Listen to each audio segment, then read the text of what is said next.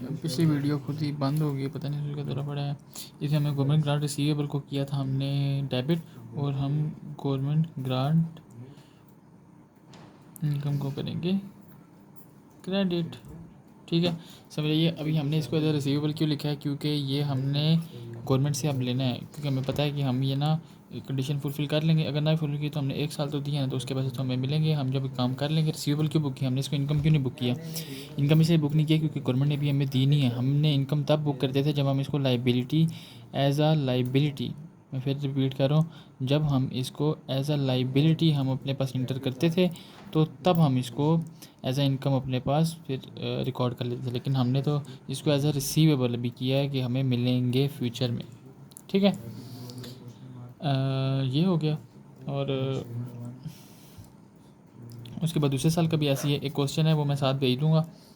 उस क्वेश्चन में क्या है, वो है पास्ट एक्सपेंसेस के मतलब क्वेश्चन है कि गवर्नमेंट ने हमें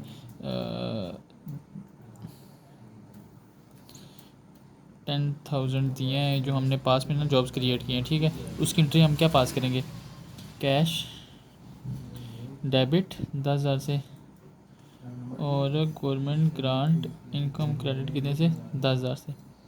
अब यहाँ पे सवाल ये पैदा होता है कि हमने पहले तो करते थे गवर्नमेंट ग्रांट को हम डेबिट करते थे, और फिर गवर्नमेंट ग्रांट इनकम को क्रेडिट करते थे।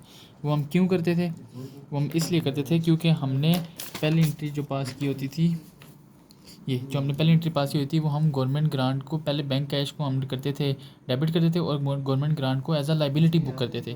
अब तो यहाँ पे तो एज अ लाइबिलिटी वो बुक हुई नहीं है, उन्होंने हमें वैसे ही दे दिया। तो जब लाइबिलिटी बुक हुई नहीं है तो हमने तो उसको अपने कैश बैंक में डेबिट किया ही नहीं है, इसलिए हमने इसको डायरेक्ट कैश बैंक को डेबिट करते हैं और गवर्नमेंट ग्रांट इनकम को क्रेडिट कर देते हैं। ठीक है, समझ आई? वो दूसरी पहली वीडियो खुद ही बंद हो गई थी, इसलिए ये सवाल नहीं कि सवाल में भेज दूँ साथ।